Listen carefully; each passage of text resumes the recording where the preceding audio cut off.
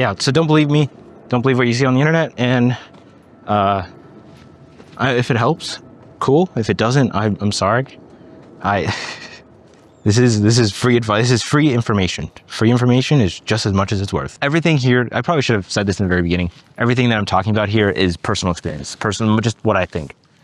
Does anyone care what I think? Heck no.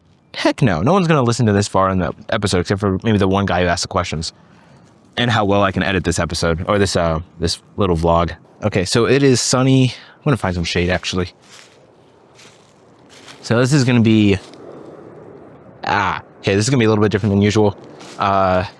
Someone sent me something on Instagram and now I have to answer it. So this is not going to be like brain rot. There's probably not going to be a lot of editing in this. I'm not going to like jump from one to another to another. I'm going to try to keep this as conversational as possible. Ooh, fancy. I like this. All right, let's see.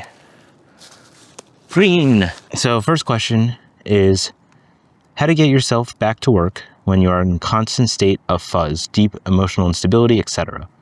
Which sounds similar to what Dave talked about in his episode, which was fair weather friends, people who are there at your worst, but not there, people who are there at your best, but not there at your worst. I would tie that into fair weather mindsets, being perfect every time so that you can do, oh, there is a honeybee. Cool. Anyways, it's like squirrel, where? Fair weather mindset is, it works for some people, but it's also the biggest limiter is that you're never gonna, oh wow, they're fighting.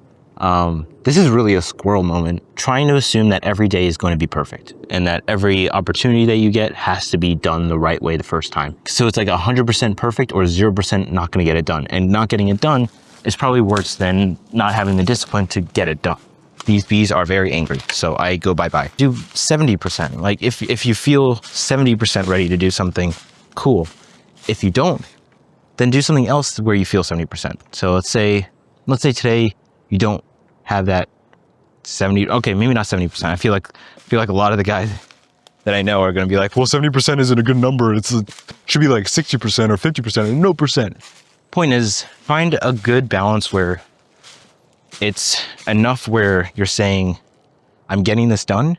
I'm not perfect, but I'm not doing this at 0%. I'm not doing this when I'm absolute trash and I do not have the emotional availability to get it done right the first time. 0% cognitive resources to get something done.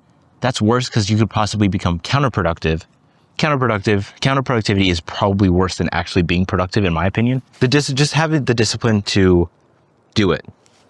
And do it when you're tired, do it when you're hungry, do it when you don't have that drive for it. But do it out of love. Don't do it just because of pure discipline. Do it because you want to. Do it because it works. But if it's something you're truly passionate about, don't worry about, don't worry about the emotional instability. I'd say that's probably like the biggest thing. Don't worry about the emotional instability. Just worry about the fact that you got one more thing done today. Doesn't have to be 10 things, doesn't have to be 100 things. You got one thing in that direction. Like let's say you did something when it comes to budgeting that's better. You got one thing better in your budgeting department. And you, like if you think about your mind in like different, in the way I think about it, which is different departments, budgeting, finances, one department, podcasting or what I do here, another department, relationships, another department. Like I have different departments, like do one thing better that way. Do one thing better that way. What was Dave said? Specialize before you diversify or something like that. He's going to kill me later for butchering his quote. But just do one more thing. Don't stretch yourself thin to the point where you don't have a focus. But also don't worry about that emotional instability. First of all, you're a dude. No one cares. No one cares. Work harder. But also don't. There's definitely the emotional mind and then the logical mind. Figure out what works best for you with what you have and where you are today and the resources that you have. So I would say, ooh, fancy. So I would say, figure out what works best for you. Oh, that's cool. That's basically what I would say is, so for that first question, how do you consistently work even when you're tired, even when you're frustrated, you have that emotional instability, you're not the perfect person you could be, I would say just do it anyways. I mean, as long as it doesn't hurt someone, as long as you're not doing something that's hurting someone else, physically, emotionally, intellectually. And of course, there's going to be times when you do that. Like, that happens to me all the time. Consistency does not mean intensity, or does not mean 100% completion. It just means that you showed up. Is one, discipline; two, giving yourself the middle finger, like mentally, of just, you're emotional, you're frustrated, you're tired. Screw it. Work harder. No one cares. No one else is going to care as much as you do. Don't be introverted, or don't be an isolationist. Like, social isolation is probably the worst thing, is one of the worst things that you could do, other than, like, not eating properly, not getting enough physical exercise, things like that. Having the emotional awareness, emotional intelligence, and the self-awareness to understand that you're in a certain state of mind is something a lot of people don't have.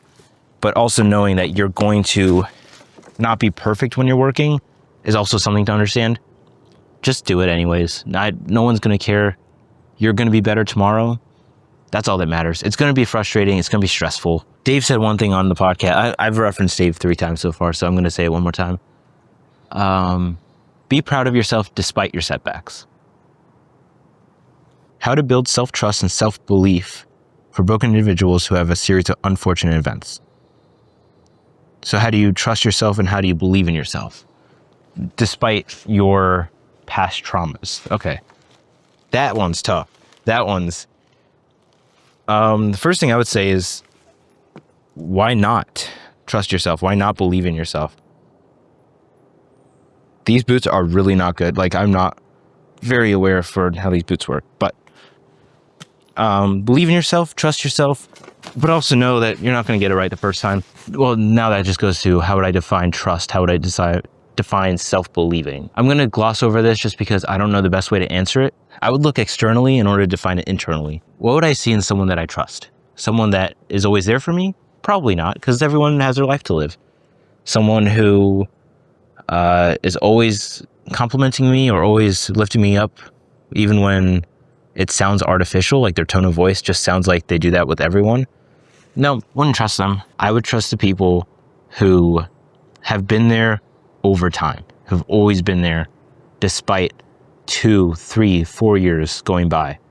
Even if I don't think they're the most intelligent people in the world, even if I don't think they're the smartest people in the world, or they have the best of mindsets, who's been there for the last 2 years, at minimum 2 years, could be 3 years, could be 4 years. Has this person been there despite me changing over 3, 4, 5 years? Now, taking what you were asking into account, would I trust myself despite my setbacks, despite my flaws? And I would say yes, because you still stick around. You're not dead. I'm not encouraging anything bad. Like, I've been there before. You don't have to do, there's definitely life is a gift. I would definitely say that.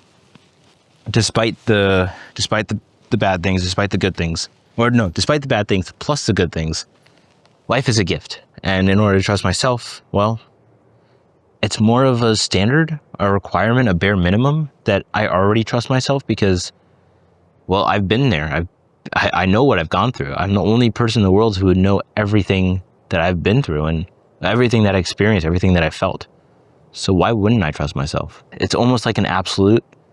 And I don't want it to sound like that. It's like, I 100% already trust myself. I have to. If I'm not comfortable, and tangent, and then I'll get back to what I was saying. Basic situational awareness is, if I'm in a crowded room, which, first of all, I hate crowded rooms, but if I'm in a crowded room and I'm seeing all these people, my first thing is, who do I trust? Like, does this person look unstable? Does this person look like they're going to kill me? Is this person former law enforcement or former military? Like, you can see that in someone's body language. So if I were in that room all by myself, I would trust myself. I don't see myself as a threat. I don't see myself as a personal, of someone to watch out for. I trust myself. So I think that's And then tying that to what I believe in myself. Well, if I trust myself and I've know everything I've gone through, and I'm still here, I'm still alive, I haven't taken the ultimate sacrifice, or not sacrifice, the ultimate stupid decision, which again, I've almost done. I'm still here. So why wouldn't I believe in myself?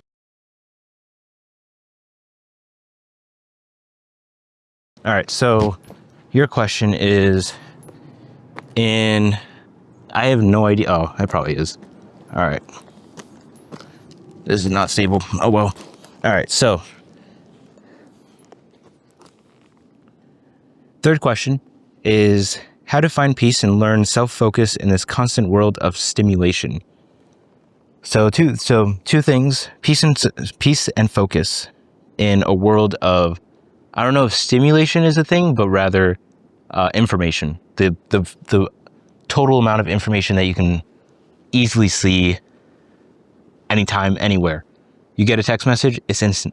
You want to send a text message, instant. You might have to pay a little more if you're doing international stuff, but with a lot of apps nowadays, you can just do everything instantaneously. So how do you gain that peace and that focus in a world where everything seems, what would you say, stimulation, where there's an overwhelming amount of information that you can process, that you have to process? How do you find peace? Well, go places where it's peaceful. I'm in a forest. I would not recommend doing this. This is like, first of all, disclaimer: do not sit with like 10 feet of ground beneath you. Is that 10 feet? Anyway, more than I can count, and I don't count very well. I actually do, but I don't want to look down. Find places that you find peace in. If you want to learn self-focus, there is flow state, which is something really interesting to get into. Distractions are always going to happen, but limiting how many distractions and what priorities you have is probably going to be the best bet when it comes to focusing, especially if it's doing something work-related or something right now. Like, for example, I don't have my phone on Do Not Disturb right now just because no one texts me, no one calls me, and that's fine. I'm not encouraging it. I'm just saying, as of right now, I'm not someone who can provide resources, provide information, provide connections. And so therefore I'm not in a constant need of someone else thinking about me. And that's fine. I'm perfectly fine with that. Nothing wrong with that. Also kind of ties into what you were asking earlier, which is trust and belief. If you believe yourself and you trust yourself, and you find that you can live in the moment,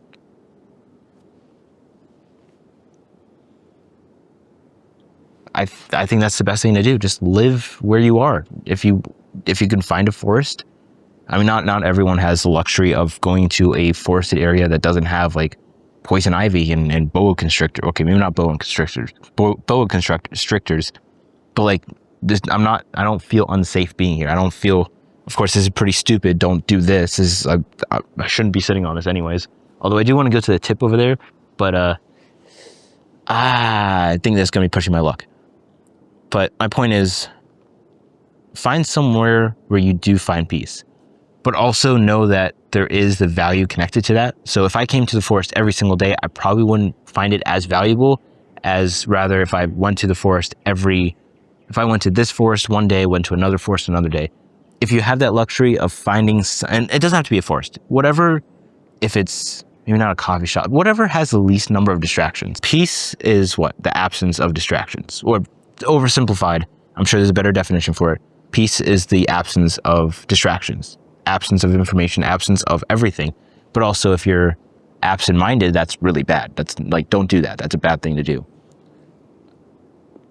I think peace is tied back to what you said earlier, just trusting yourself, just believing in yourself, having that inner peace. No matter where you are, if you can just take a breath and be comfortable with who you are in your current state of mind, I think that's the best peace that you can possibly get. And then focus, for tying this from like a work perspective, like how can I focus on what I'm doing when it comes to like helping myself mentally, professionally, physically, emotionally, whatever. How do I focus on one thing rather than 10 things at once? Is to eliminate the need is, well, scheduling. I'm putting like having a schedule down and saying I'm going to do this at this time and doing that at that time is definitely something that's going to help. But if you're like me and schedules just feel too constrictive, then just focus on one thing and try to get that completed. Get the euphoria of completing something, even if it's not 100% completed. Like this video is going to take hours. It's going to take hours, maybe an hour or two to record, and then probably another hour or two to edit. As much as you can, focus on the present. I think that would be the best thing to do when it comes to not overstimulating yourself, not worrying about all the information you have. Just worry about what you can do. And if you miss something, that's all right. You'll remember it later and you'll get back to it. And it probably might be a tiny little thing. What's that quote? 90% of the problems you think will happen never happen, and the 10% that do aren't as bad as you thought it was. Something like that. Anyways, I'm gonna get off of this because this is actually really comfortable. I just don't want to fall forward. Anyways, I'm gonna get off of this. Oh, that's what it was. The problem isn't that this log isn't unstable, but the bark is coming off because it's dead. So, haha, barking up the wrong tree. Such a lame joke. Anyways, wish me luck. This is actually really stupid.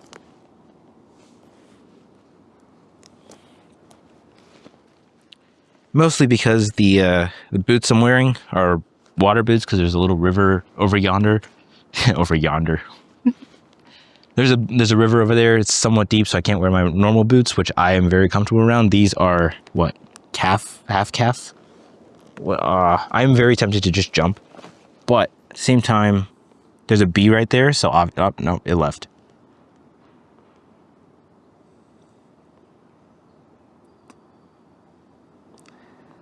Let's see how. Oh, okay. What?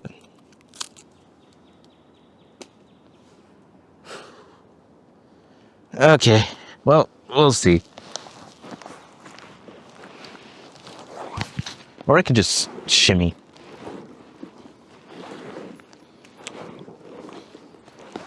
Yeah, this is a much better idea. Shimmy, shimmy, shimmy.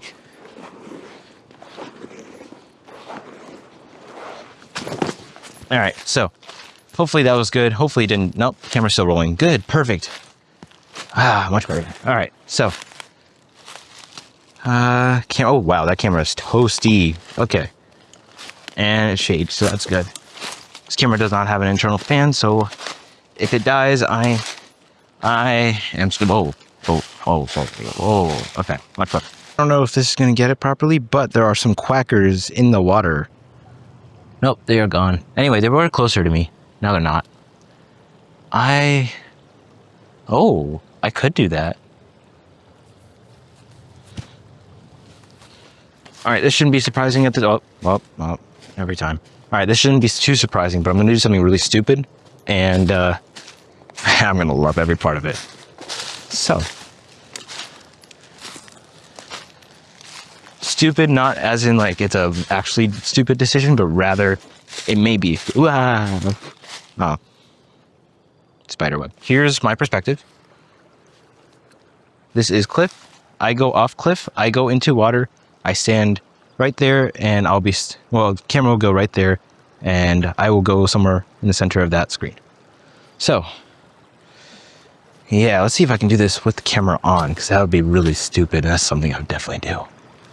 And there's no one here, so perfect. I'm going to look absolutely ridiculous to nobody but you. So, hello.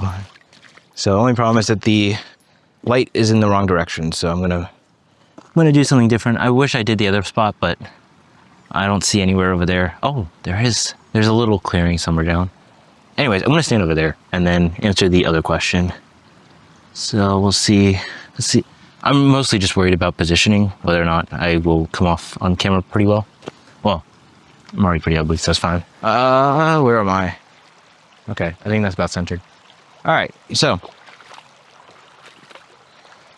I think that's centered. I have no idea. We'll see. I'm glad no one is here. Oh, the water's cold. That's so nice. All right, fourth question. how to differentiate between what things are right and what are not for our mental state and well-being. So the difference between right and wrong for mental health, not mental health, but the mentality. What is the difference? Well, define right and wrong, first of all. What is your definition of right? What is your definition of wrong? If going to get fast food every day is your definition of right, well, then you're wrong. We'll start with the right stuff, like mental health, or not mental health, because I feel like mental health is such a dumb phrasing. Growth, understanding who you are, self-awareness, logical reasoning, emotional intelligence, interpersonal relationships, all the fun stuff that I like to talk about. Right and wrong. I mean, there's the stuff that you should do, which is you should socialize, you should eat the right foods, you should exercise. Whatever you eat is just as important as how much you exercise. Honestly, that is probably a pretty good rule of thumb for anything. Is what do you eat physically? What do you eat emotionally? Are you around people who are always bringing you down? Are you around people who are always lifting you up? Are you around people where you can be yourself, or are you around people who always expect you to be a part of the, for lack of a better phrase, like corporate mindset of where everyone has to feel good all the time? I'm going to say this because I see it a lot in corporate America, which is that people want to feel good about something, but not do good. So even if it's a tough even if it's a tough conversation to have, or if the way someone said something didn't rub someone the right way, it's always about the emotions, about, oh, did you feel good? Okay, fired if they didn't feel good. So I think it's just, what are you exposed to? What's the 5 closest people to you define who you are and how you think? What do you expose yourself to? If you want to understand the right and wrong, what do you want? I think it's probably the best way to answer that question. Life is what you make of it. So if you think something is right, then it's right. If something is wrong, then it's wrong. If you think you're not capable of doing something, then you're not capable of doing it. Life is what you make of it. Your brain is literally just a muscle. And your soul and your mindset and who you are is not. That's just a bunch of neurons firing. And the way you want it to fire, well, that's what makes you you. That makes you different from everyone. It's a fingerprint.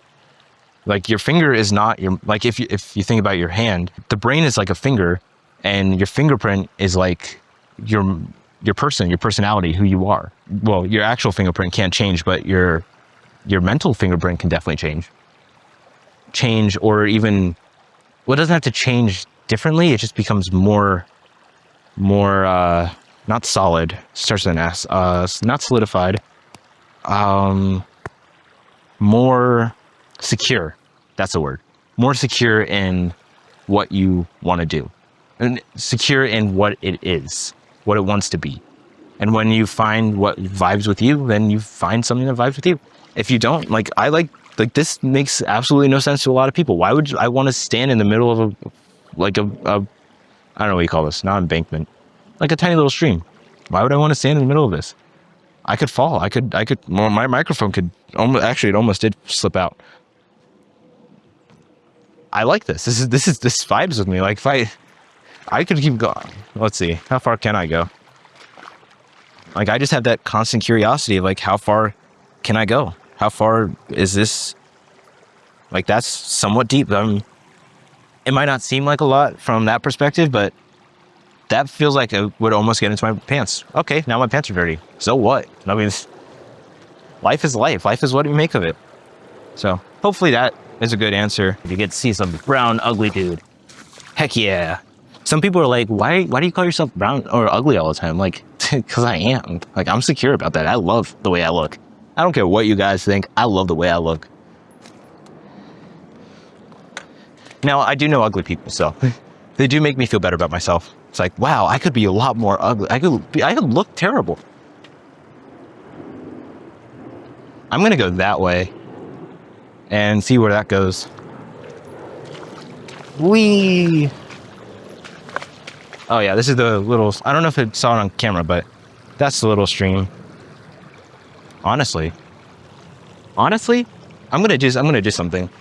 Water.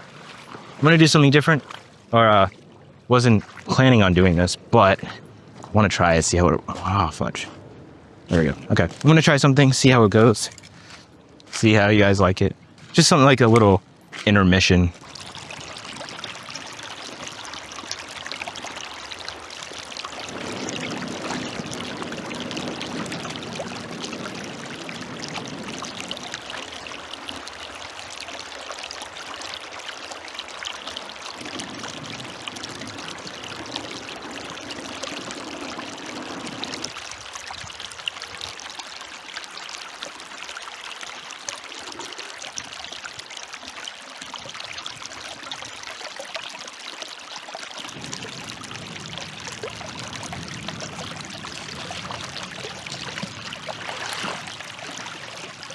All right, that was. Oh, this is not clean. Okay. This is not clean. This is the environment. All right, so that was first one. Now we're going to go over here. Ew. Not ill, but like nature. Ah, disgusting. All right, next shot. Let's see. I mean, that's kind of nice, but I'm gonna kind of do this right here. So this is the general shot. I mean, there is kind of a nice thing there, but let's just try right here. And then tilt that down. There we go. Oh, and level that off. There we go. So there's actually, I don't know if you can see me. There's actually no sound here. Like, this is not where the water is moving very much, but I think I can get right here.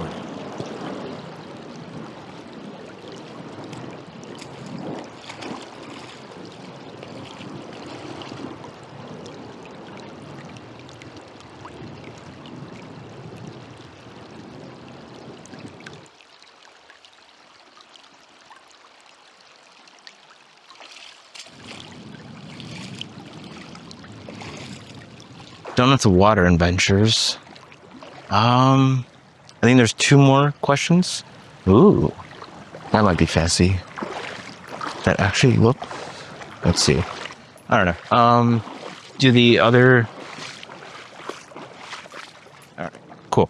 All right, just gonna do the other stuff. 2 more questions. I might just do this entire day and not anything else. I was planning on some other stuff, but nah, we're good. Anyways, water. I'm tempted to try this from like a very interesting perspective, but I do not want to. I don't want to screw up my camera, so sorry. No more water stuff. Look, squirrel. All right, back to the root of the problem. I found more water. We're going back to water, but stagnant water, so I could get infected. This is fancy. I want to see if I can get a good shot on this. Let's see. Oh, that's cool. That is very cool. Let's see. See how much of a... And then what you do from here is, as much as it's going to get blown out... Oh, that's going to get really blown out.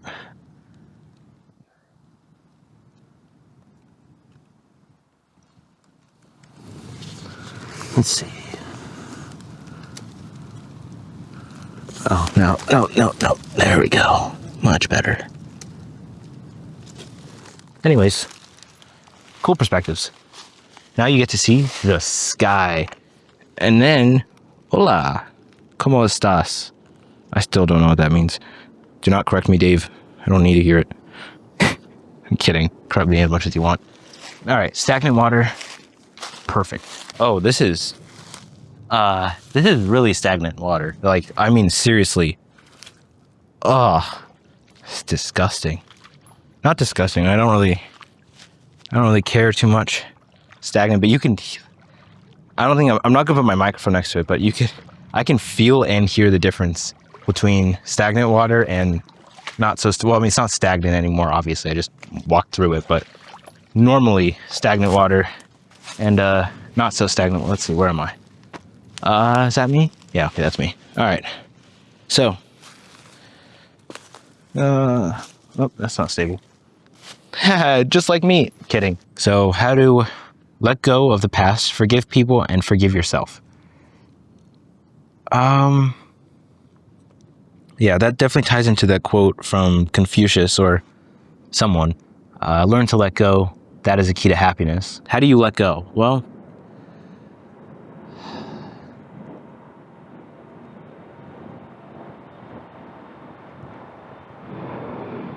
I think it's just, or how long do you want it to take to let go is the first thing. Some people say that relationships take 4 years to get over. Let's say relationships. How to forgive people, forgive yourself. Technically, you are your own relationship. Like you have a relationship with yourself. So I'm going to say it from the perspective of how to forgive relationships. Some people say it takes 4 years to get over a relationship. Some people say it takes half of however long you've had that relationship with that person. Why not next Monday? Why not next Thursday? Why not now? Or not, maybe not now, because you're asking a question, so it takes a little time to process. Why not let go of it now? And why not let go of it when you want to let go of it? If you want to take 3 years to get over it, take 3 years. That's fine. There's nothing wrong with that. If you want to take 10 minutes, take 10 minutes. It's how well is your mental fortitude and how well are you able to take a step back from whatever it is. The mental fortitude, and then I'll add to that what Emily said on her episode, which is you have to just let go. One, you have to let go of it, but two, there's 1,000 lessons that you learn from that. Let's say there's 1,000, let's say it's 100, let's say it's 10. Or let's say, even better, let's say the amount of emotional investment that you've put into that relationship is equal to the number of lessons you've learned throughout that relationship. So it's almost like you're tying the relationship with the amount of growth you've experienced with that person. Let's put it like that. I think the main thing to let go is just to say that life happens. As unsatisfactory as that answer is, life happens. It happens today, it happens tomorrow, it's going to happen tomorrow, it's going to happen the day before. It's going to happen next week, it's going to happen next month, it's going to happen next year. It has happened last year, it happened last month, it happened last week. It's just a matter of how much are you willing to just let go. If it takes a long time, take a long time. Because most likely the next time you need to let go of something, it's going to be easier. And the next time you need to let go of something else, that's going to get easier.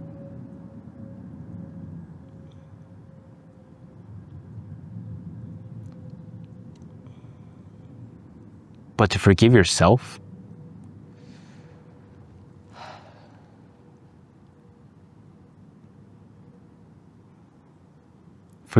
that goes back to self-respect and goes back to self-awareness, self-love, I guess. How do you forgive yourself? You realize that you're human. There's a fear of complacency, or there's complacency, which is one thing that is really bad, is to be complacent, but also, I guess it's balance. I don't want to say balance, because balance, I feel, is just overused in, like, everything has to be balanced. Nothing's going to be balanced. The world is chaotic. That's how it is. The world's always going to be chaotic. But to be able to understand that there is complacency and then there's forgiveness. That today you did one more thing. At least you can celebrate that win. Even if you did 100 bad things, you did one thing good. If you were aware that you were doing something bad while you were doing it, that's bad. That's like destructive self-awareness. Like, you're self-aware about something that's bad and then you do it again. That's destructive. That's bad. Stop doing that. Just shut it down. That's one of the things I've been doing now. Just shut it down. If you say you're going to do something and you say you're going to be healthier, you're going to eat healthier, it's one step at a time. Because it at one point it took a lot of steps to get to, let's say you eat fast food every day. It took small little steps to get to that point where now you're eating fast food every day. So it's going to take small little steps to get back to eating healthy and having that discipline to make your own food, to find better food to eat and stuff like that. There's forgiveness, and then there's also, like, I wouldn't forgive myself for being complacent. That by no means I would forgive myself for being complacent, but I would also forgive myself for being human, for being me, and also forgiving others for being human. I don't know what they're going through. I don't know if they're going to be perfect. I don't know if they're going to like me. Heck, most of the people that I know don't like me. But that's what I love about it. It's, as long as I'm comfortable with who I am, I can learn to forgive myself. And when I'm happy with who I am, not perfect, I'm not assuming I'm perfect. I'm not assuming I'm perfect. I'm just assuming that I can do better tomorrow. And I can forgive myself for the stuff that I did today, because this is one of those questions I won't be able to fully answer, just because I'm going to go into loops and loops and loops about because I haven't fully understood the question, so, or understood the answer. So I would say this one, this question. Let's see, what was the question? To forgive yourself, forgive others. That's a lot easier than forgiving yourself.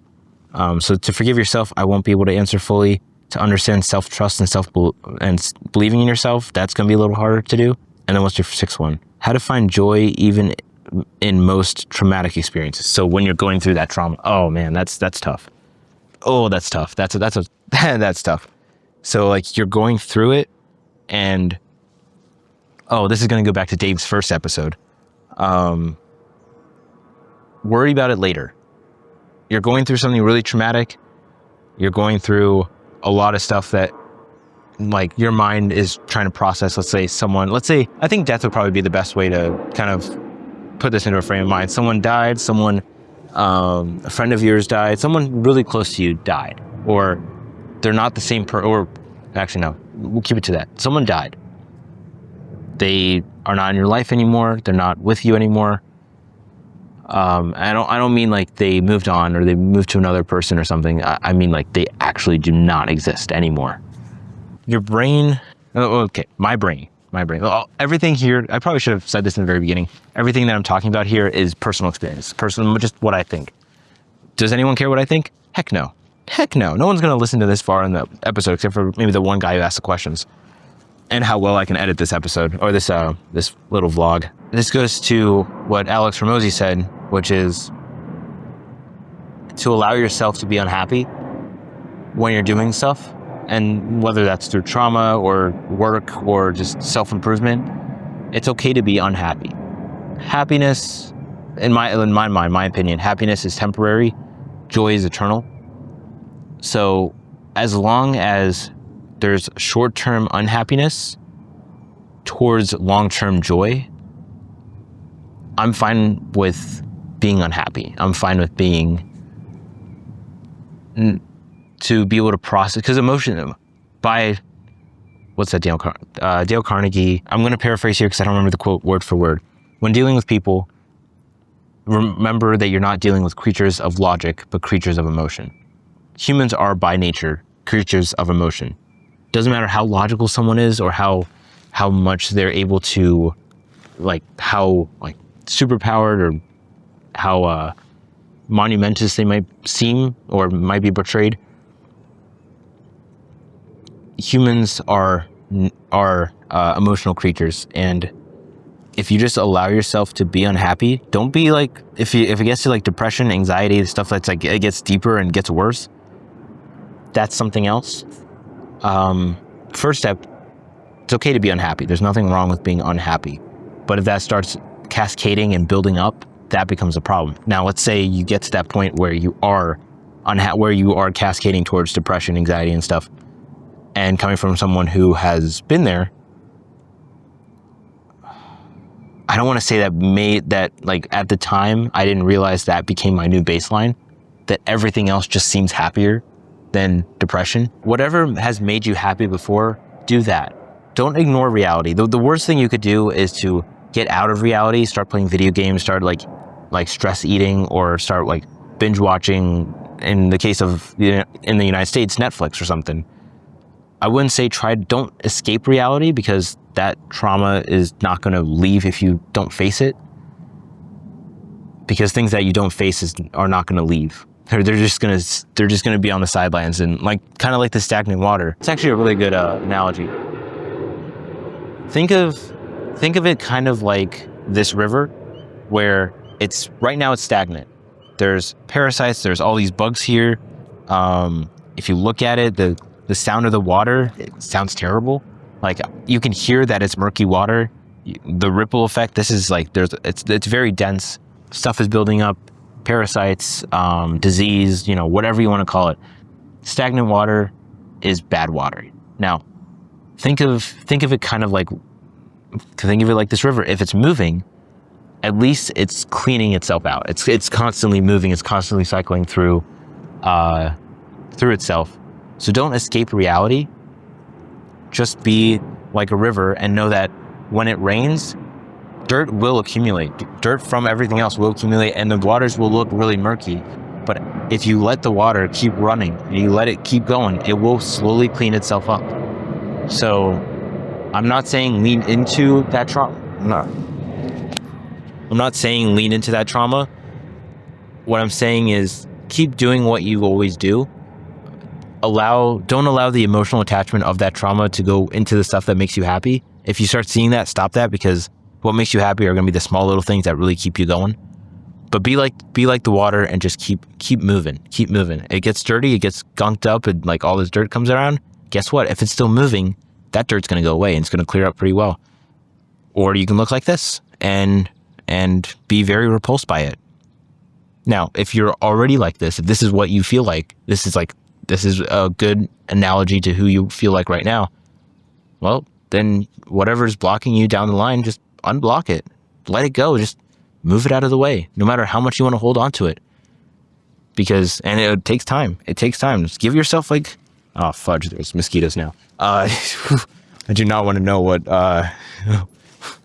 anything is like. But my point is, if you want to be murky water, be murky water. But if you can unblock whatever's blocking you down the line, which most likely it's just one log or two logs. I highly doubt it's a well-developed stress point.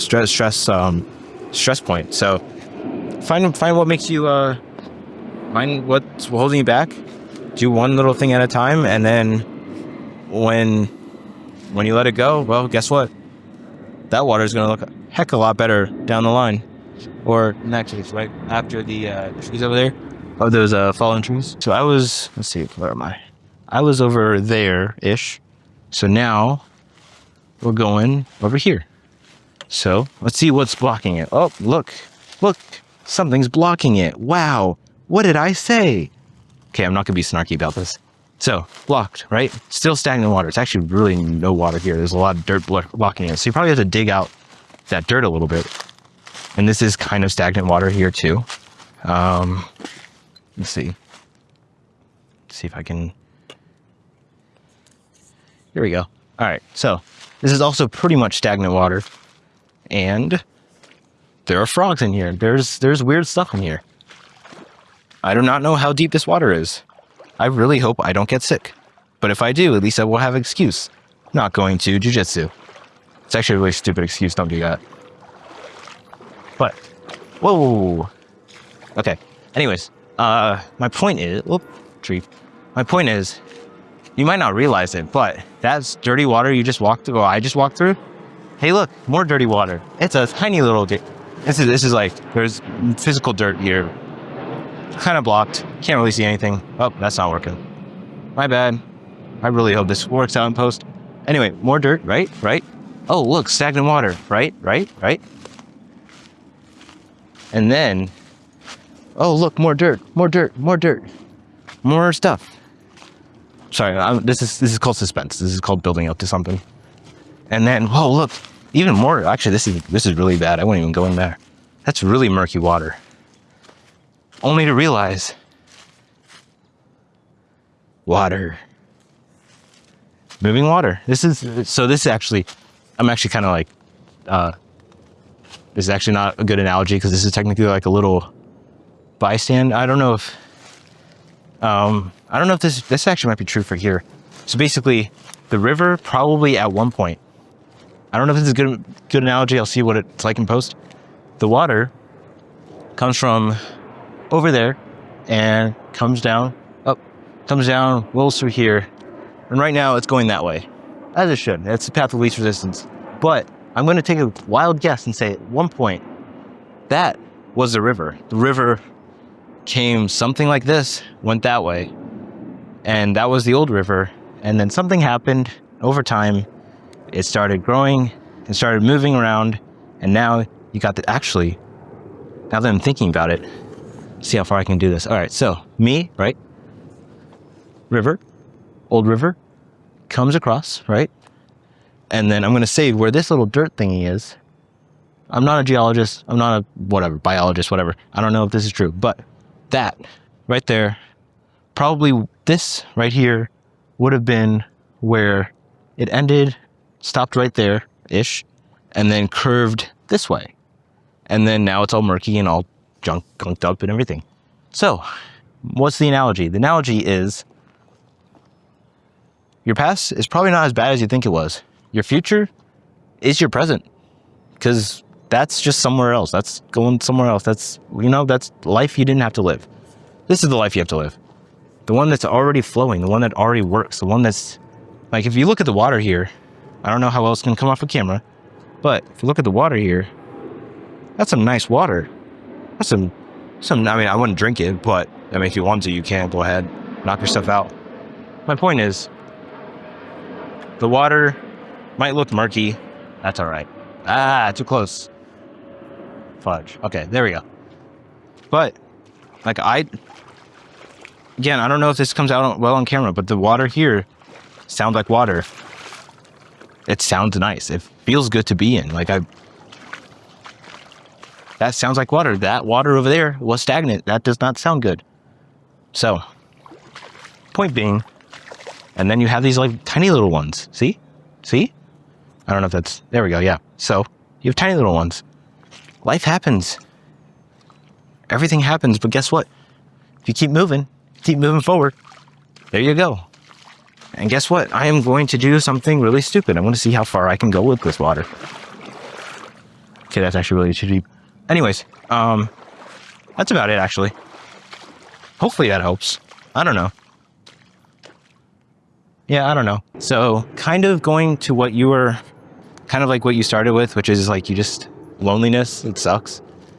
I don't know. Do what I do. Maybe if you want to. Like, obviously, maybe the audio won't be as good as mine, or camera, or whatever. Record yourself. Don't publish it, obviously, if you're not. Ooh, whoa.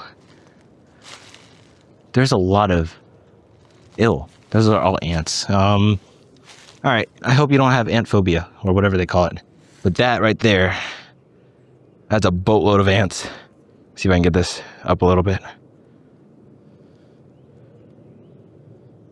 Anyway, there's a boatload of ants in there. It's like the ones that start biting you and everything. But would not recommend it. Anyways, so kind of wrap everything up. I don't know how well this is going to come out. I hope it comes out. I hope it helps in some way. If it doesn't, well, at least it's for me. So either way, win-win situation. Plus, it's actually really nice for us. Anyways, so wrap everything up. Self-respect, self-care, self-love, getting out of that rut. I would say, don't believe everything you see on the internet. Don't believe some random 21-year-old who's trying to give you advice, because I'm not giving you advice. I'm just giving you a perspective. Perspective is not advice. I'm not a lawyer. Please do not take this as legal advice or medical advice or psychiatry advice. I'm not a therapist. Yeah. Like, if you really are in that kind of like really bad position where you just can't help yourself, go to a therapist. Can't afford a therapist? Be your own therapist? I don't know. Don't take advice from me. Whatever, like, if there's anything you learn from this, do not take advice from some guy holding a camera and who has somewhat decent audio. Because you're going to get exactly what you paid for it, which is nothing. I mean, no. You're going to get what you paid for, which is you didn't pay for this. This is free advice. Free advice is as much as you're willing to take for it. It's just that. It's free. This is free advice. This is free perspective. Oh man, there's woodpeckers in here. Ooh, let me see if I can get some woodpeckers. All right, screw you. I'm going to record some woodpeckers if I can. And squirrel. Where are you? Oh, yes. Squirrel. Anyways, no more squirrel. All right, let's see. I think I saw a woodpecker this way, but yeah, so don't believe me. Don't believe what you see on the internet. And if it helps, cool. If it doesn't, I'm sorry. This is free advice. This is free information. Free information is just as much as it's worth. So nothing that's convenient is free, or nothing that is free and convenient like this is. Just you take whatever you hear from this, whatever information you got from this, and use it for whatever you want. I'm not assuming that I can read your mind. I'm not assuming that I understand your perspective, and I don't by any means believe that I can help you in any way. But if it helps, well, I hope it did.